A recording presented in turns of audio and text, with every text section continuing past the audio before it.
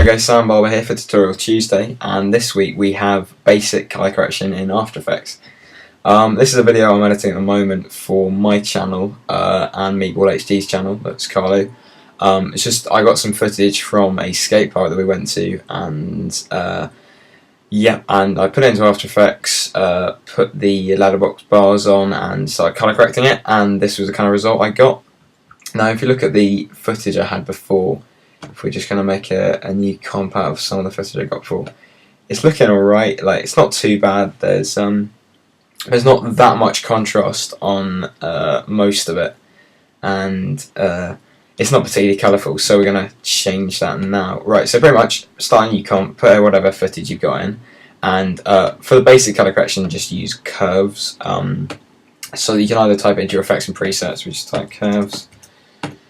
Curves, there we go, and it's here. We can go up to effect, you select your footage, effect, and then colour correction and curves here. Right, with curves, pretty much this line is showing how bright or how dark either your luma, that's the RGB, or you can select different colours and turn up the brightness and how much colour that the one that you selected is in the image. We're going to start with the RGB just to correct the contrast. Now we're doing this completely by eye, because if you do something with colour or Final Cut colours, definitely, then you get a histogram and all these kind of things that help you get the contrast just right.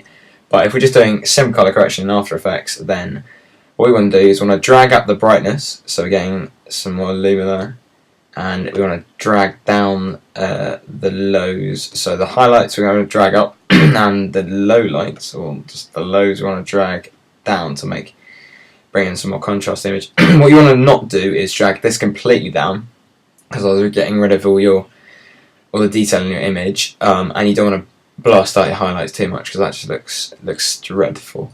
You see a lot of cool videos with really high highlights and really low light. Well, not quite that much, but definitely with way too much contrast in it. So you just want to boost up your highlights a bit and then drop down the blacks a bit more as well.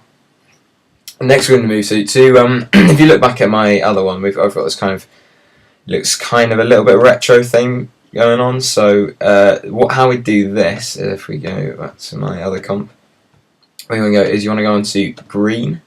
You want to drag up the brightness to make it slightly greener, and then you want to drop down the blacks to make it slightly more purple.